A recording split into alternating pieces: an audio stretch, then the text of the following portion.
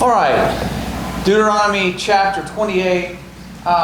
Let's read 1 through 6 to begin with. 1 through 6. Who will grab that for us? Go ahead, Elijah. Now it shall come to pass, if you diligently obey the voice of the Lord your God, to observe carefully all his commandments, which I command you today, that the Lord your God will set you high above all the nations of the earth. And all these blessings shall come upon you and overtake you, because you obeyed the voices of the Lord your God. Blessed shall you be in the city, and blessed shall you be in the country.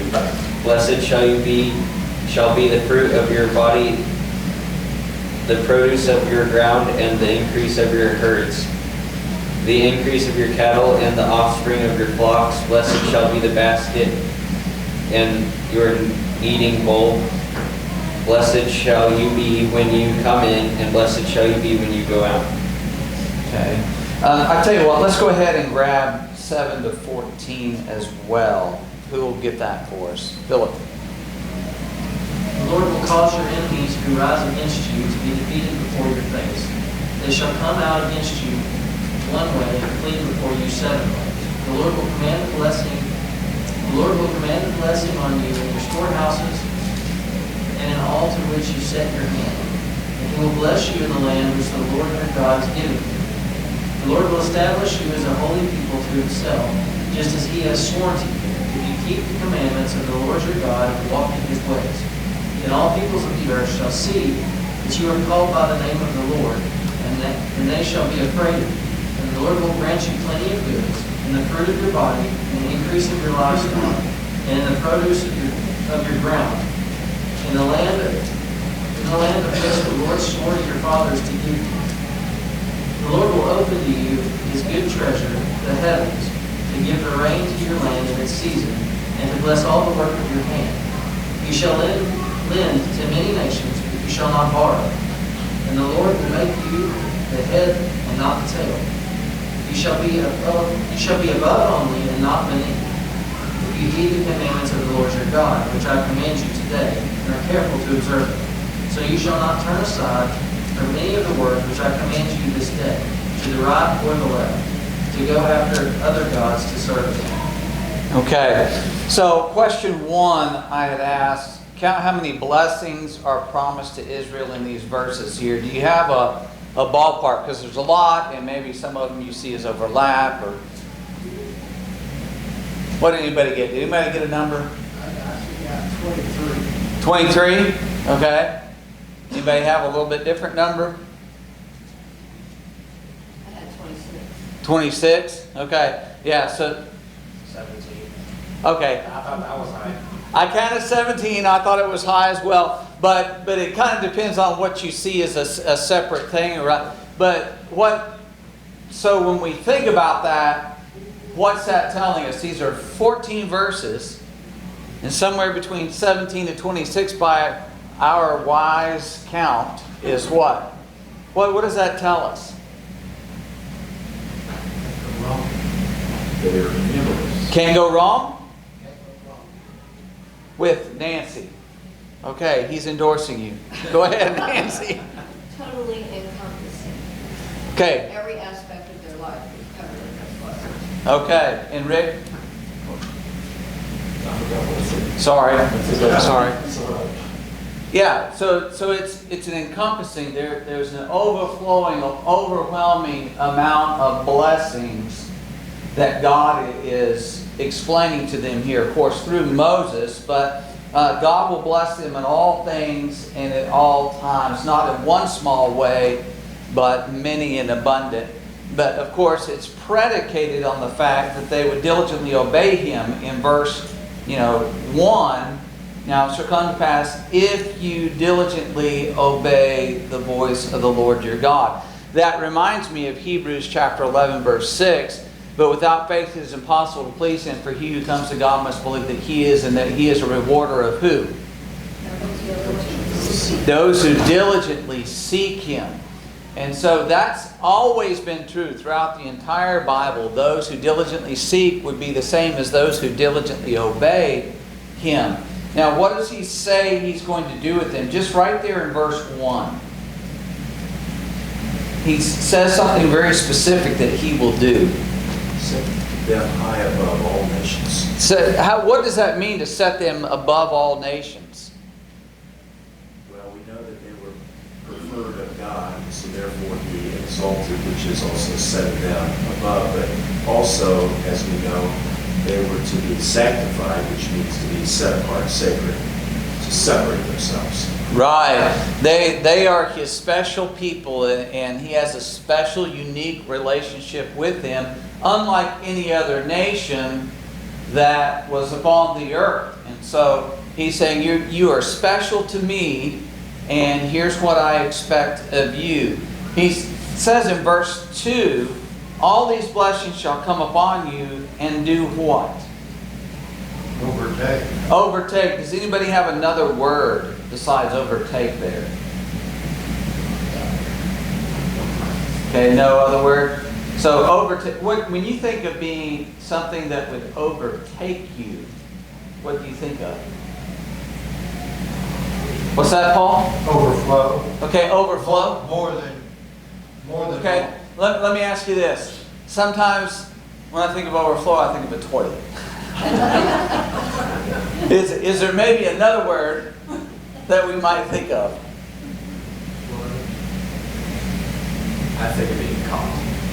Okay, being caught. How would that be in this? If you think of an abundant amount of blessings, I would say overwhelmed. overwhelmed. More than you can handle at once. Yeah. It's to. If y'all ever been in a flood, or maybe what I think of those videos years ago of like tsunami in the Southeast Pacific, and how it just came, and it's like that water just kept rising, just went through everything that was there. You know, the beaches, the little villages, you know, it just swept way inland. That's the idea, that it's overtaking you. You can't outrun it. You know, these blessings are going to be so abundant that it's just going to cover you up. It's going to overwhelm you. It's going to overtake you. It's going to flood in upon you. And where does he say this is going to happen? Verse 3.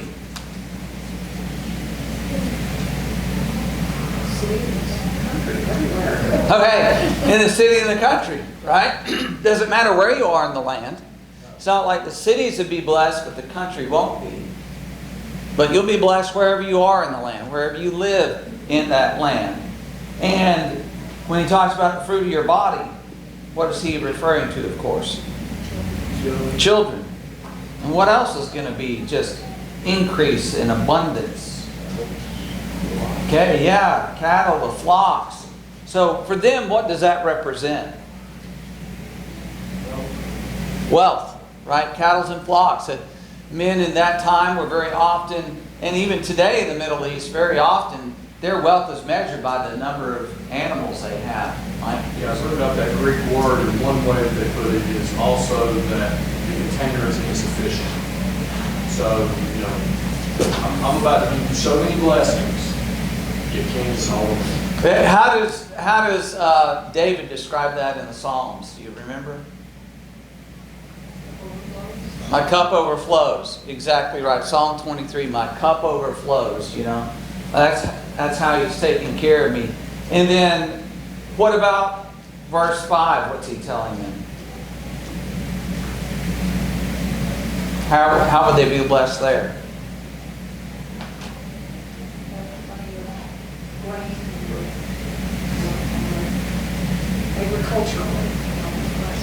Okay.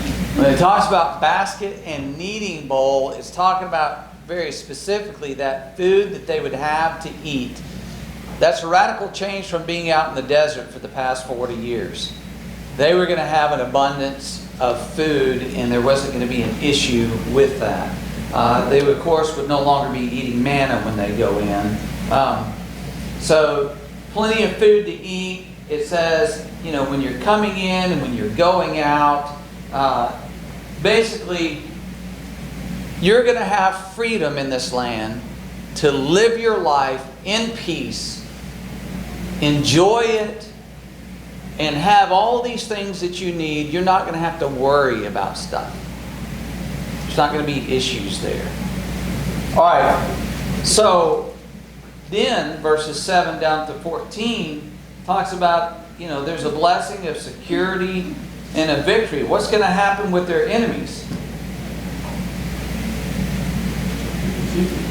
They'll be defeated and they're going to flee. They're going to run from you. In verse 12, really part of what he's talking about, the treasure of the heavens, the rain, all that kind of stuff, they're going to be economically secure. They will dominate others. So question number 5 I had asked, so you think about all these blessings he's laying out here.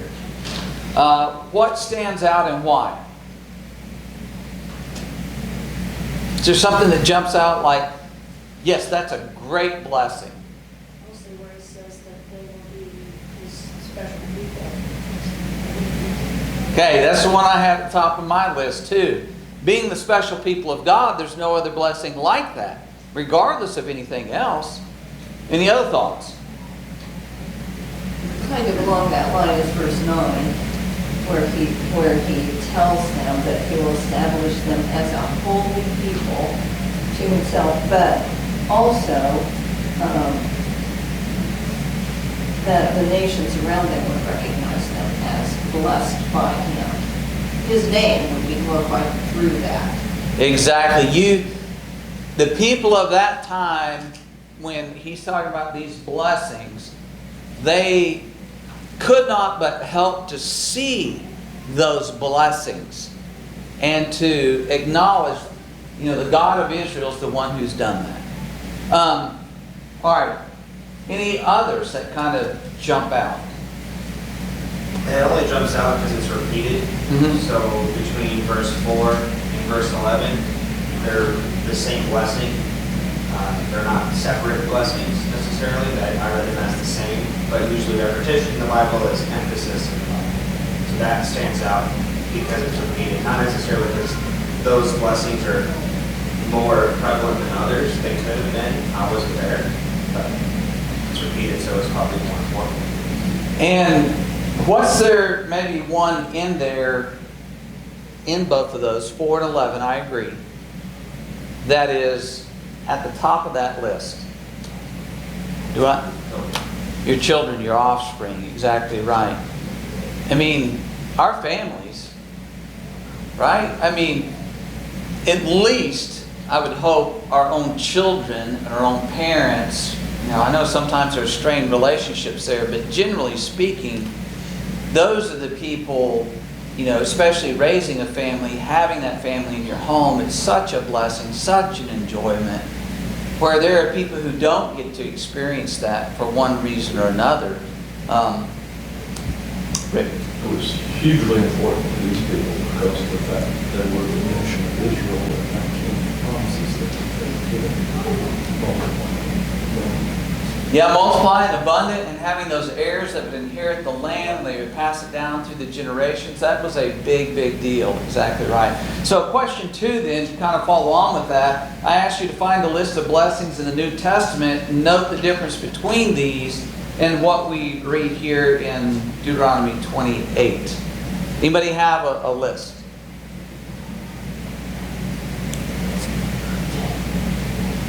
There are the physical blessings that we have, and that's in Matthew 6, 26, 30, 33, and then again in Acts 14, 17. And then the spiritual blessings that we have, and in particular Romans, the 9th chapter, verses 4 through 8, and Romans, the 8th chapter, verses 15 through 17. And then the great blessing of salvation that we have in John 3:16. And then the blessing of the calling and the election that we have, that we are to make sure, and that's found in Ephesians chapter 1, verses 3 through 5. And then, of course, forgiveness that we have in Colossians 1:14, Acts 8 and 1, and then the gift of the Holy Spirit, which is, of course, the revelation of God that we have. And that one is in Acts 8 and 1. And then Christ's intercession for us, again in Romans, the 8th chapter, how he intercedes. and then that we are also justified in Christ, which is also in the Roman letter. He talks about that in the 8th chapter, and I believe also in the 10th chapter. And then the other great blessing that we have is that of prayer, to petition God. Yes, exactly right. I want to dig on one for just a moment and look at some of these others. The physical material blessings in Matthew chapter 6, Jesus' Sermon on the Mount, do not lay up treasures on earth, but lay up the treasures in heaven. Then he goes on to explain, don't worry about this, don't worry about that. So what's the contrast between what the Lord teaches in Matthew 6 for Christians versus Deuteronomy 28? Let me put it this way. Is he saying, hey, if you're a Christian, you're going to have abundant herds and flocks, and there's going to be all this? What's he saying in Matthew 6? Spiritual is more important. The Lord knows what you need. You're going to get what you need. Don't worry about that.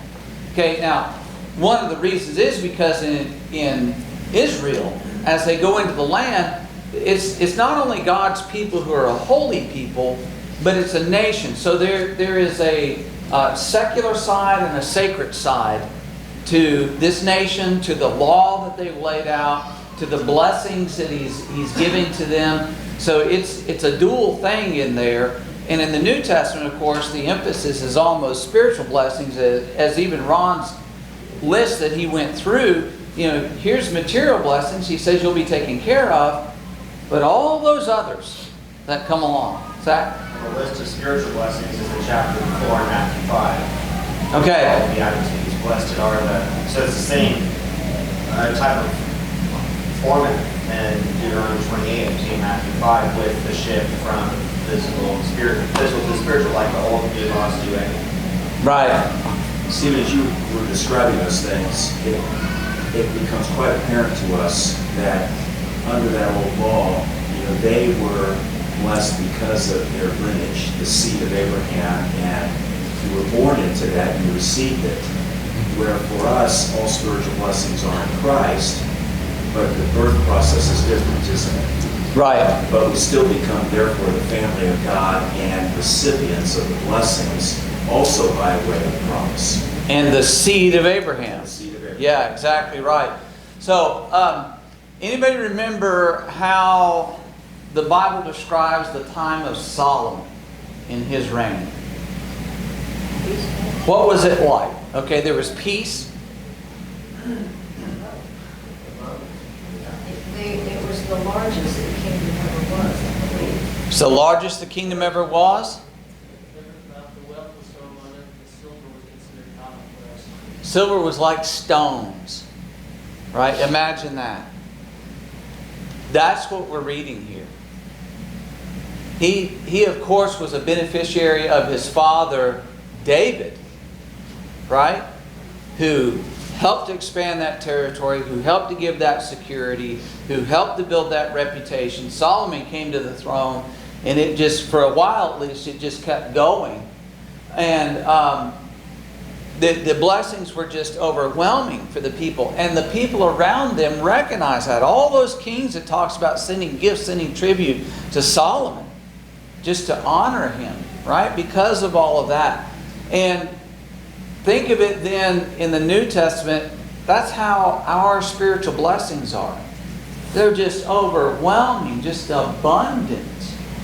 I think it's a foreshadowing also kind of going on here with these physical blessings versus the spiritual blessings that come along much later. They're going to the promised land, we're headed to the promised land. I think all that kind of plays in also with the foreshadowing. Yes. Nation of God. Yes. In fact, Paul talks about in Colossians, those things in the Old Testament were a shadow, but the substance is of Christ. That all these things were foreshadowing and showing, look, here's all these things in the physical so they could get it, so they could see it, so they could understand that.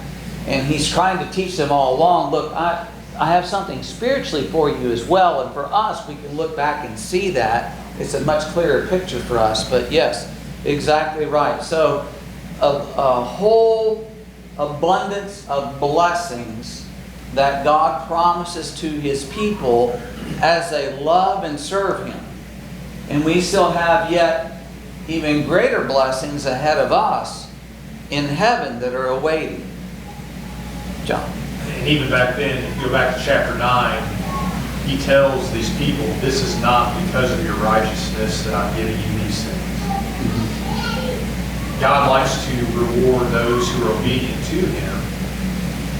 As we have the greatest blessing is to be forgiven of our trespasses and a home in heaven. Well, it's not because we're righteous, because of our righteousness, that God likes to reward those who obediently and faithfully follow Him. Same message to them, same message to us. But it's important to point that out because they did not deserve this. Right, exactly right. We are not deserving of it. It's God's grace, His mercy that provides all this to us. So, a general principle, how is a nation going to be blessed with security, with commerce, political stability, all those things? How are they going to be blessed? The closer they are to God, the more they will be blessed. That's what He's laying out. Because understand that He's making a connection here. You obey my command, you diligently seek to do my will, and here's how it's going to be. That wasn't a magical formula, right? That it's just some mysterious thing that unfolds. He's saying, here's what happens. And I will bless you. And that's what comes from serving God. This is what will unfold. You know, righteousness exalts a nation. Sends a reproach to any people. So any nation today that draws closer to God, the better off that nation is. In every aspect, in every way.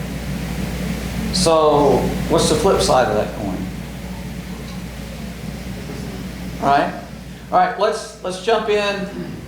Deuteronomy 28, let's read 15 to 19, please, as we begin to look at the curses that He gives.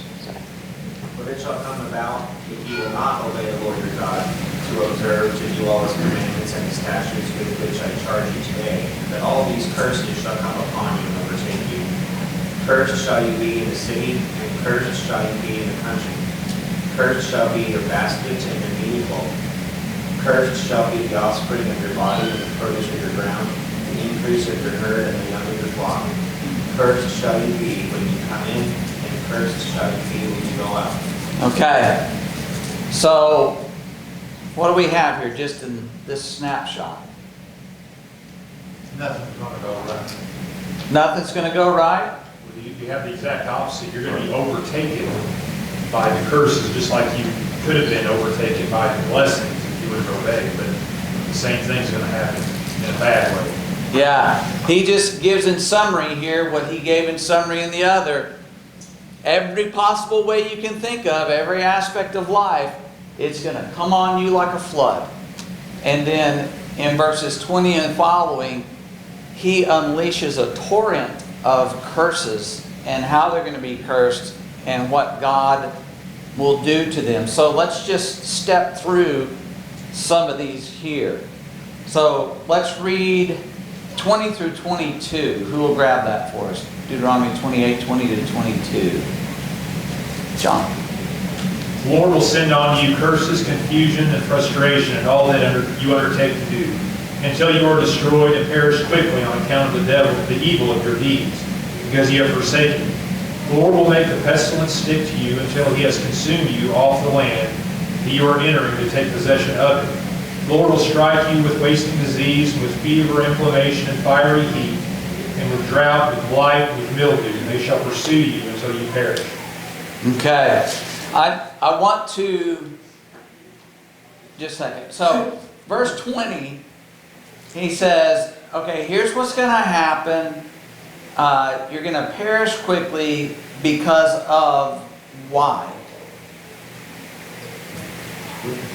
The wickedness of your doings in which you have forsake. To forsake the Lord is wickedness. He's being very plain in here. Now, in verse 22, in the New King James Version, this is how it reads. And to me, this is like God just pounding and pounding and pounding. The Lord will strike you with consumption, with fever, with inflammation, with severe burning fever, with the sword, with scorching, and with mildew. They shall pursue you until you perish. That's rough. Consumption, fever, inflammation, all those things, they're going to pursue you. What does that sound like to you when it says they're going to pursue you? In verse 45, he uses similar language. All these curses shall come upon you and pursue and overtake you. When you think of pursuing, what do you think of? Attack. Do what? Okay, yes, attack. Consistent attack. I think of, when that lioness or that cheetah is going after that little baby gazelle.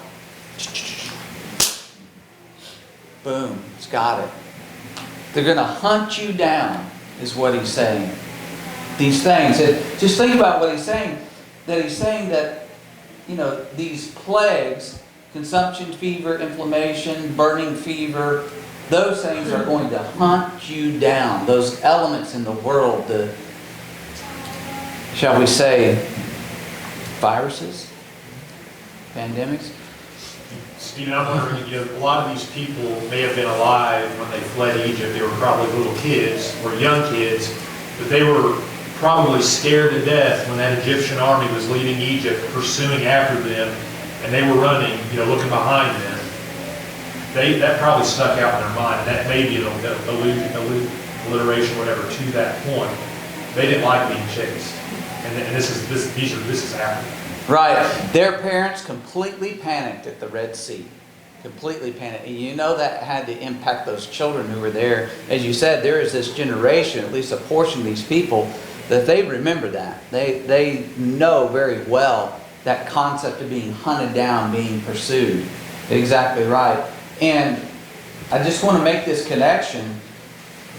All these things that he says are going on, there's a reason behind it. We need to understand the same God still works in this world. He still has the same standards of righteousness and truth, and He still acts to punish nations and peoples. And we can't look at things that happen and just say it's random happenstance. Right? It's not just random. Yes, is there time and chance? Ecclesiastes writer talks about. Yeah, there is. But you look at a pandemic, you look at wars, you look at different things like that. God's working in this world. He's trying to teach us lessons. And when I read this particular part right here, I'm just reminded of the past year and a half or so. The sins of our nation are catching up with us. We need to understand that's the problem. It's not just, some random thing that's happened here. There's a very specific reason behind the things that we go through. John. God is after their hearts. He wants them to be faithful to Him because they love Him, they're happy to serve Him. And like us, God wants us to be happy to serve Him as well. But what ends up happening is we get these blessings and we rejoice because of the abundance that we have instead of looking at what God has given us. We look at the physical things that we have instead of the spiritual blessings that God has blessed us with. That's what these people are going to be guilty of, is they had the nation, they had these great things. They looked at those physical things instead of with a happy heart praising God and thanking God for the abundance that they had. Okay. What happened with Solomon and then the immediate generation right after him?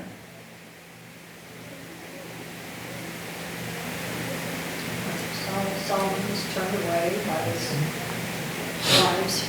Overwhelming blessings. And then he turns away. And what happens with his son?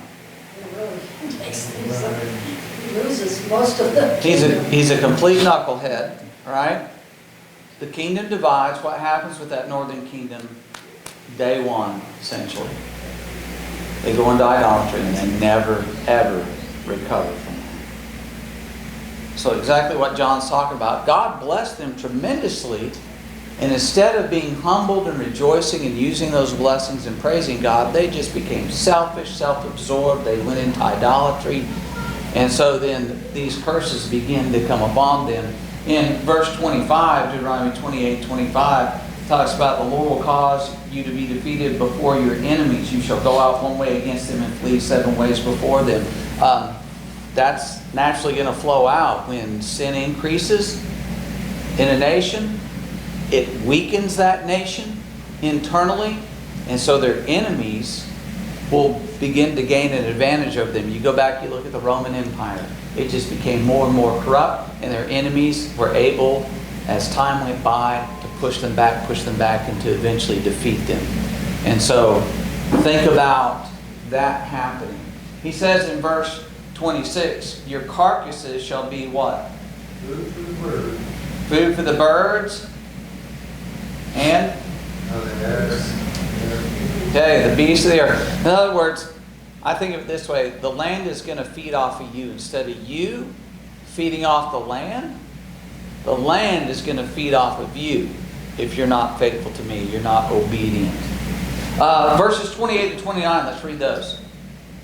We'll get that. 28 29. Go ahead, Paul. The Lord will strike you with madness and blindness and confusion of the heart. And you shall grope at noonday as a blind man gropes in the darkness. You shall not prosper in your way. You shall be only oppressed and plundered continuously. No one shall save you. And what's he talking about? You're going to be struck with madness and blindness and confusion of heart.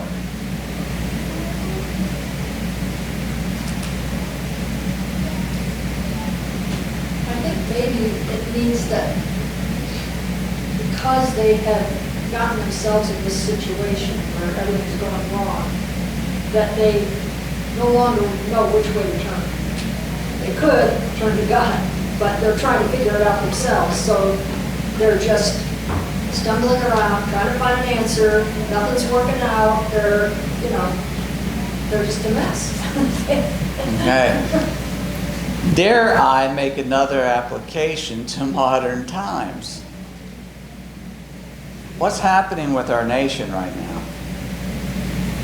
Fear. Fear? What else? Madness, blindness, and confusion. Madness and blindness.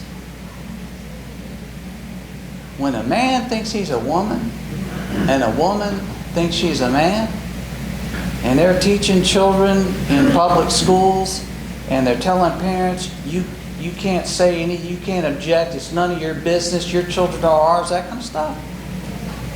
That's madness. That's exactly what this is talking about, that as a nation, they have lost their way. They do not know what to do. They cannot make good decisions because that basis of understanding the world and how it operates and what's right and what's wrong, that's gone. And so they're making these decisions, as Linda was saying, just on what they think might. And you notice that also, this comes after, they're talking about prosperity and stuff like that. We're a very prosperous nation, and we've become very spoiled in that as well. And it looks like that may be part of their problem also, because that's what these good things are a sign of God saying all is good, but yet you're still not following God, and eventually it continues to go the opposite way that it's supposed to. Yeah. And all these things that we see are just consequences of sin. And, anytime that anyone has sinned, there's going to be consequences to it. When you have a nation that continues to turn away from God, there's going to be consequences to it, because there is a right way and there's a wrong way. God's said, this is the right way, the wrong way, there are consequences, the right way, there are blessings. That's the order of the way that God has made it. Yes, the way He set up the world, right? I mean, one of the most obvious examples, somebody shoots up heroin. Is it any wonder their body is going to start to break down and fall apart? No. People get on methamphetamine. You ever seen anybody like that? Their teeth are rotted out, they're all gone, their face is sunk in, you know. Just, you see that obvious devastation because of choices that they've made. There are other choices we make that are just as devastating, if not physically, we know spiritually, to your emotions, to who you are, that just completely break you down and tear you apart. So exactly right. That's the way He set it up. So verses 30 through 34, let's grab those briefly here. 30 to 34, who will read that?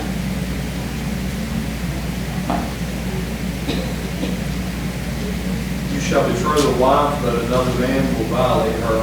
You shall build a house, but you will not live in it. You shall plant a vineyard, but you will not use its fruit. Your ox shall be slaughtered before your eyes, but you will not eat of it.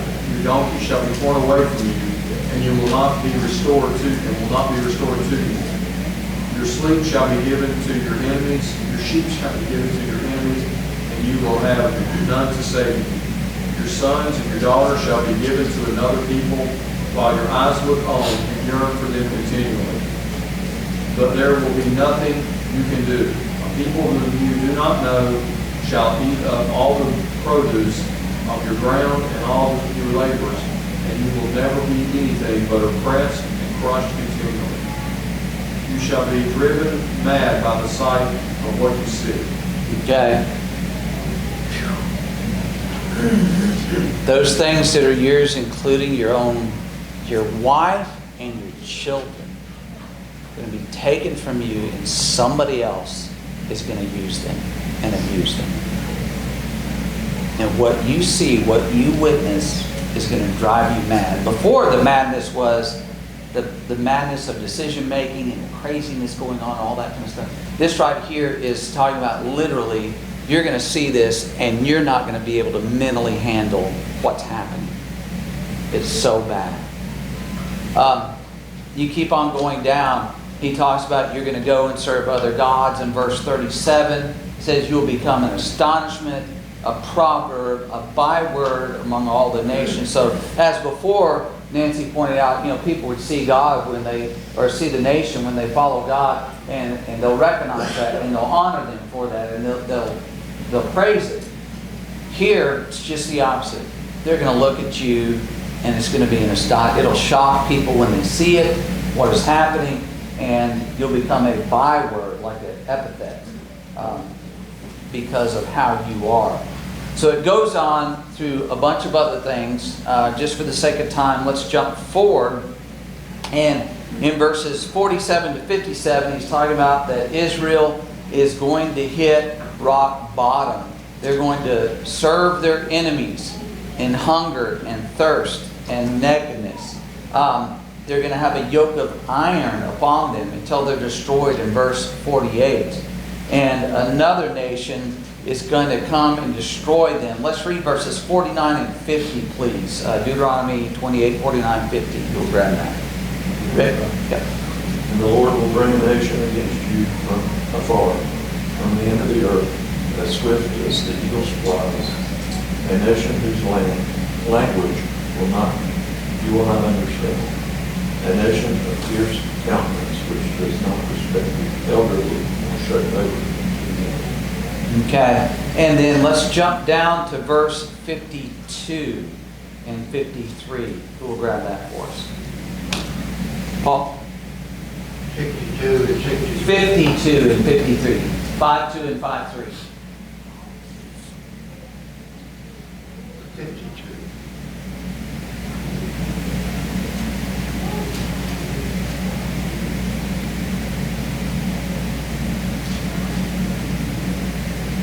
They shall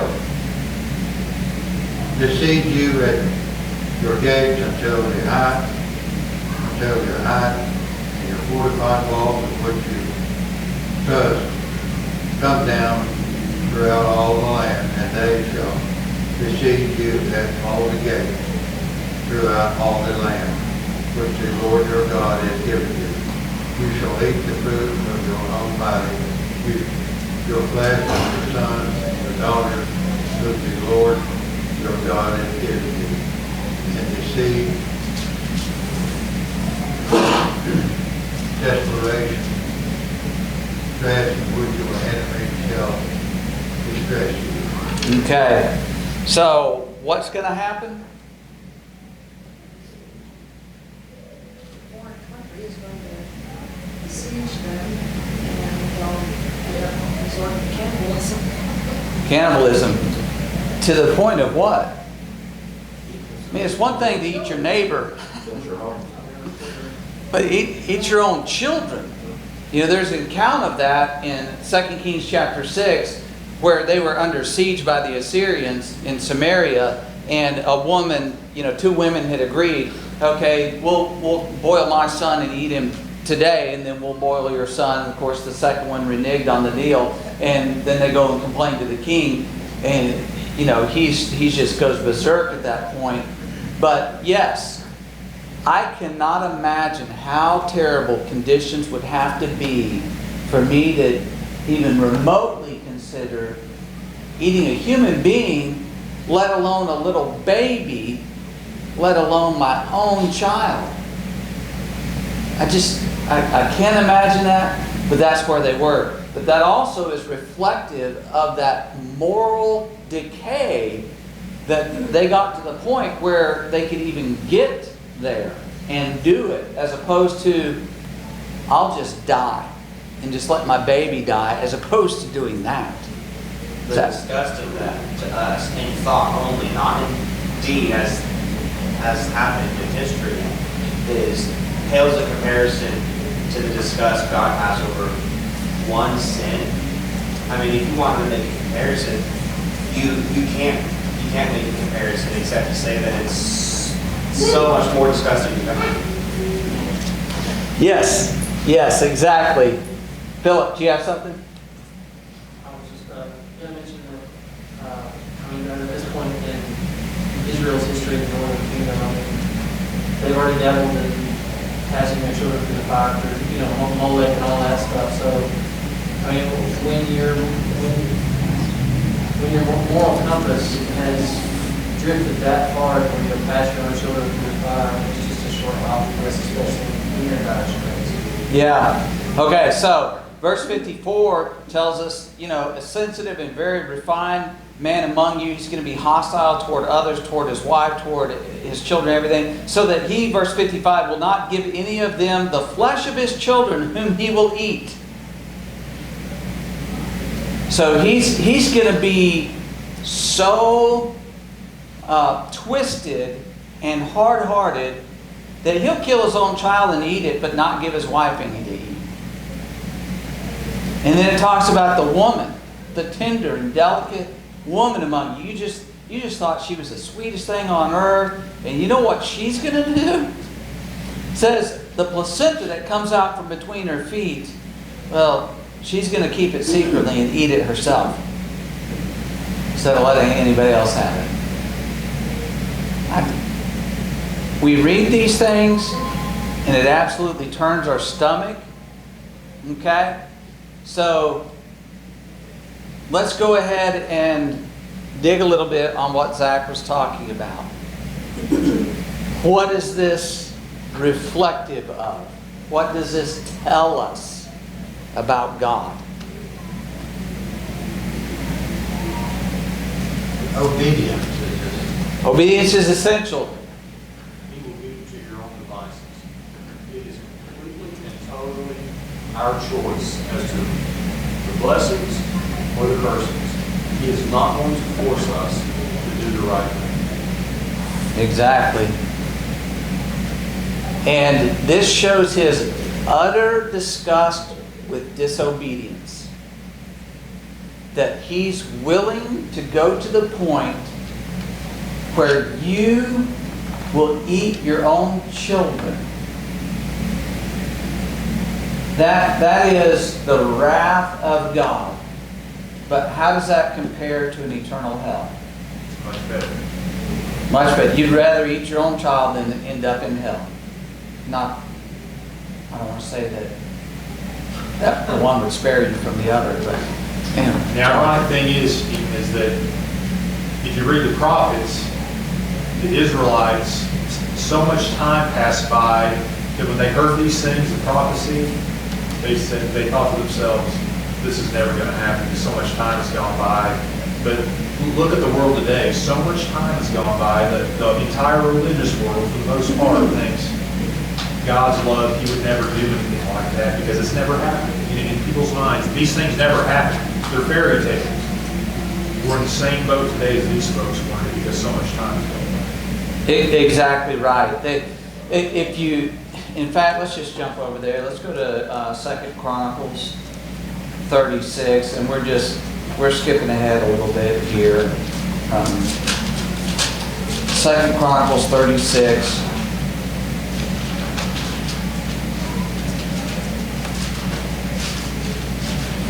Let's begin in verse 15. And the Lord God of their fathers sent warnings to them by His messengers, rising up early and sending them, because He had compassion on His people and on His dwelling place. But they mocked the messengers of God, despised His words, and scoffed at His prophets, until the wrath of the Lord arose against His people, till there was no remedy.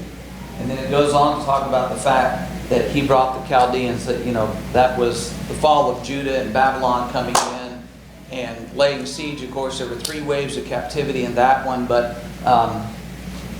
he unleashed on the people who refused, after so long, all that patience that God showed with them, and sent prophet after prophet after prophet. He sent, measured plagues, pestilence, punishments against them to try to get them to wake up. And they just would not do it. They just kept down that path. And so He eventually carried them away. Of course, the northern kingdom carried them away in captivity, really to never reappear again. The southern kingdom carried them away and then brought back that faithful remnant that, of course, appears in the New Testament, from whom Christ came. But be that as it may. All right, so let's just deal with question number 4 at the end here. Question number 4. Why are there both blessings and cursings?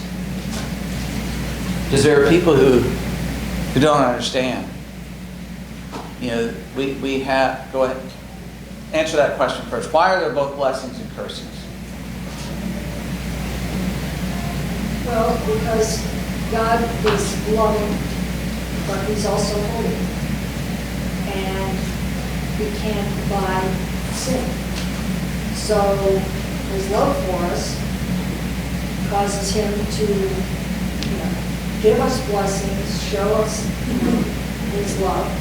But He's got to let us know that there are consequences if we sin. And He can't overlook it. He literally cannot overlook it.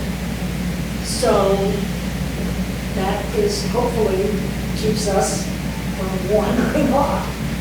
Okay. It's the way it used to be. I'm not so sure how much anymore. And any teachers, please forgive me on this. But used to be, you were rewarded for good work in school. And, doing the homework, taking the test, passing that test, learning those things and going through. And you were punished for not doing it. In fact, you would fail grades. Well, I'll just be honest. In my education, kindergarten through high school, if I wasn't going to fail and be held back, I'm not sure how much I ever would have done. It just, whatever.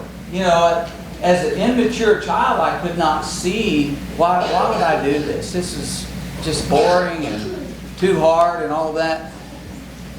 So there has to be both sides Because some people are more motivated by the blessing, by the reward, and some are more motivated by punishment. And hopefully you mature over time and recognize, I want that reward. That's good. That's beneficial to me. But it has to be both, Zach. I would just ask, can you have a blessing without a cursing? Or can you have a cursing without a blessing? There's a dichotomy, which one necessitates the other for both to exist. Okay. And it gets to this point, there's no in between. Well, I really don't want either. I don't want heaven or I don't want hell. Well, that's two options. That's the two options. And this is laying that out exactly to your point, Zach. Very good. All right, Lord willing, pressing on next week, Deuteronomy, I think it's 29 and 30. But thank y'all.